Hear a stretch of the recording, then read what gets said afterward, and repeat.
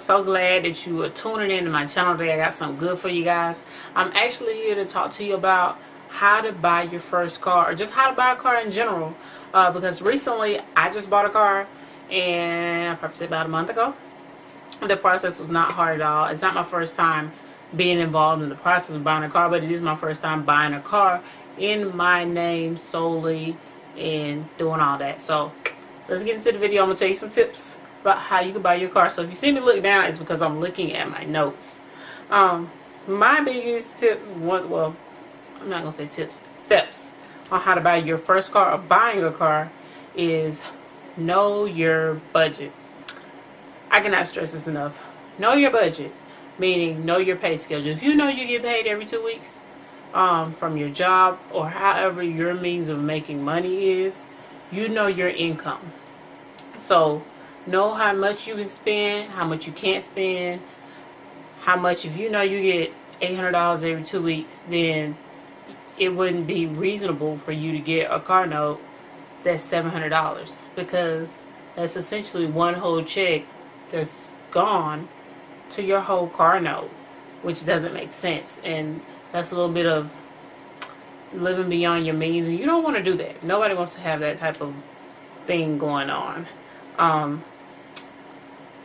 Know that you have your reoccurring bills, your rotating bills, like electric, gas, water, cable, internet, those basic things that you may need in your life, in your apartment, in your home, whatever you may have, that those bills are going to come all the time. You have to factor in the fact that I'm going to still have to pay that. For me, or for instance, I live in Georgia, so Georgia Power, Florida Power, Flint Power, Chicago Power, Illinois Power, Atlanta Gas, like whatever, those bills are going to come. Cox, Comcast, Windstream, whoever, those bills are going to come.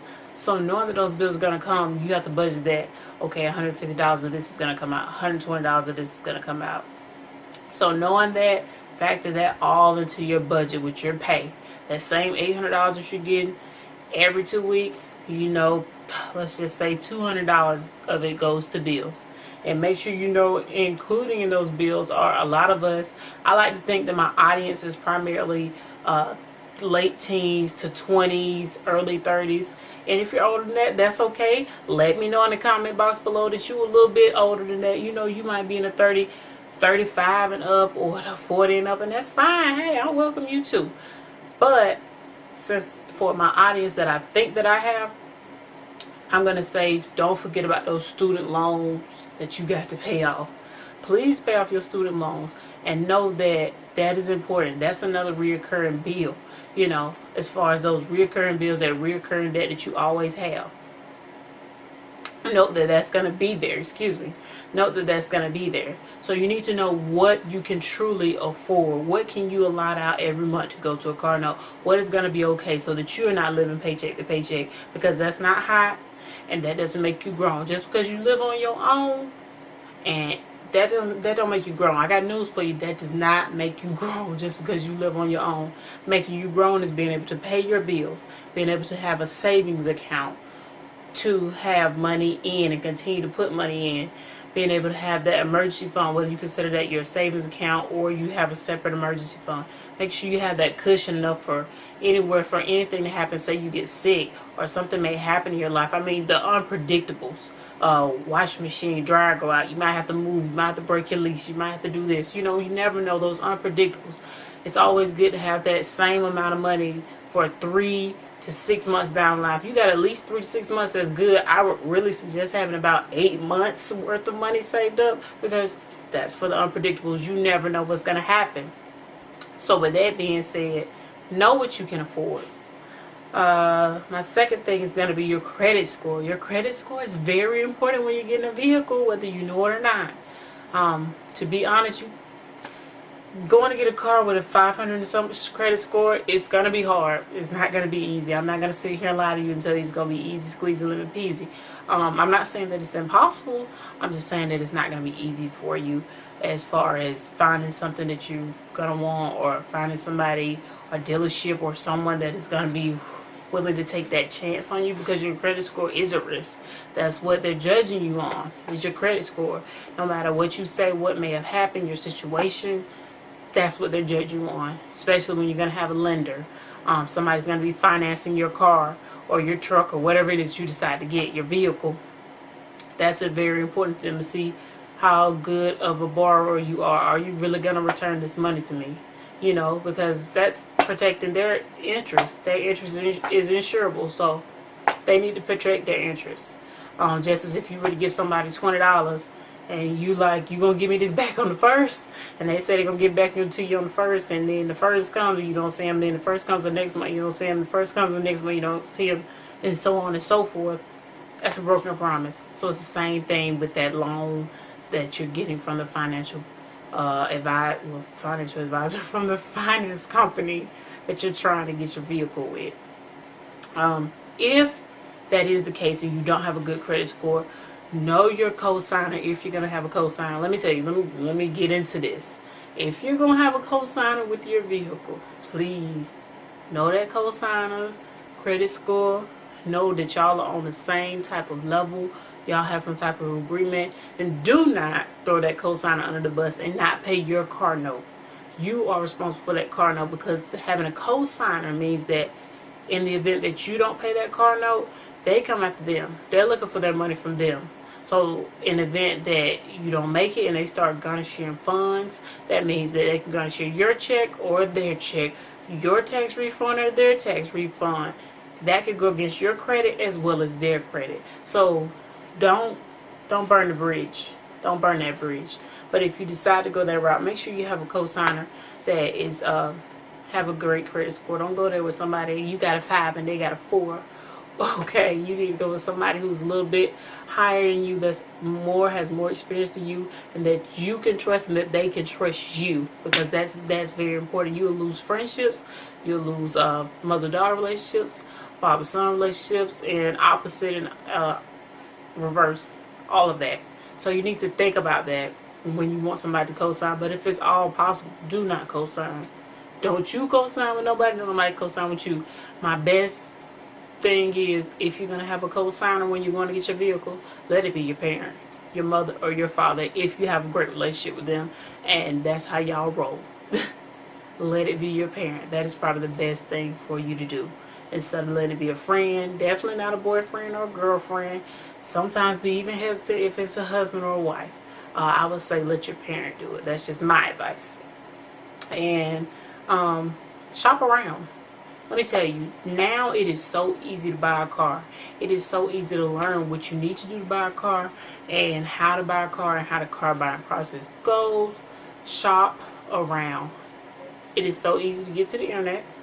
We have internet on our phone. We have internet on our tablets. We have internet at work. We have Wi-Fi at McDonald's. Get on the internet.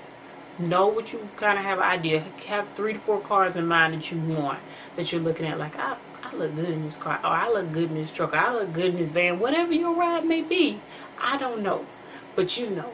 So you shop around, look around the area, because you got to know your venue. If you're in a smaller city, I tell you to look in a bigger city, because the bigger city, you got more dealerships, you got more finance companies. You could probably get a better, you could probably get a better APR rate, than a better interest rate than you could if you were to stay in that small city, and where they only got 200 dealerships, or 2 BMW dealerships, or 2 Bentley dealerships. You know, you want to go to a bigger venue where there's competition. So that price is going to be, sometimes from a smaller city to a bigger city, it's $10,000 difference. For the same car, sometimes with less miles, you could get that car in a bigger city. Same car with less miles, or newer year model. So why not? Shop around, look at your venue, compare prices, look at the ratings for the dealership if that's important to you. You know, watch videos on YouTube. You sitting here watching me, watch a video for your car on YouTube. See the inside, kind of get a visual of what you're looking for, so then you're not wasting your time going to a dealership like, I don't know what I want. I don't know if it's really what I want. I don't want to get into all these cars, because I know I'm one of those people. I don't want to get into every single car on the lot and try it out. I want to get into maybe 2, maybe 3 cars at the most, and try them out and make a decision from there. So shop around, know your venue. Don't be a scared. Don't be a scared. Yeah, I like that word. Don't be a scared to look other places. Don't be afraid. Venture out a little bit. And most important thing is buy for you. Don't buy for anybody else. Don't buy for your friend. Don't buy for Instagram. Don't buy for YouTube. Don't buy for Facebook. Don't buy for social media. Buy for you, because every day you're gonna have to drive that vehicle. That vehicle has to get you to work, has to get your children to school, has to get you to school, whatever your situations may be across the board, for everybody. That's your car. That's your truck. You take pride in your vehicle, whether it's a 1998 or whether it's a 2018, and we're not even there yet, boo. But still, if that's how you roll, that's all that matters. It's not about everybody else's opinion. It's about you and what you need and the things that you want in your car, and you can afford it. And at the end of the day, baby, it's mine. That's all you got to say. It's mine. If you don't like it, then get out or don't ride. That's all you got to say. So take care of it. Think about it.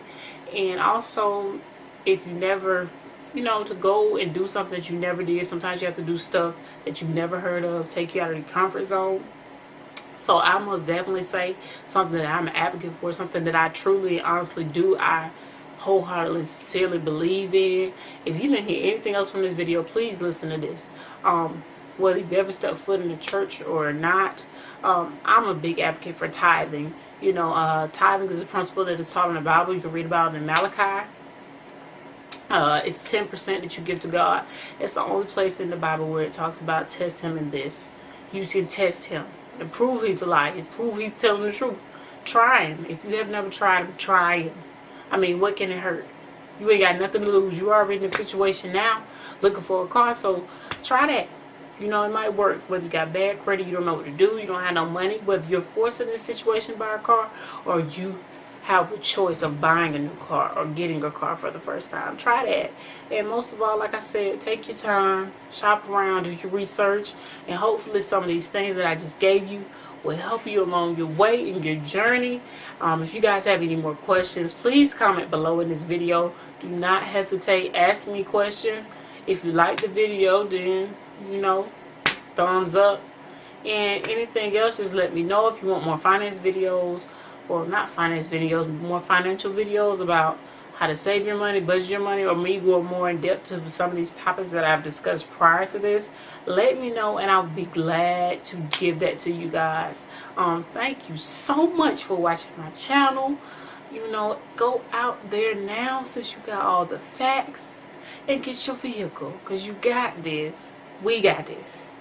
Bye, y'all.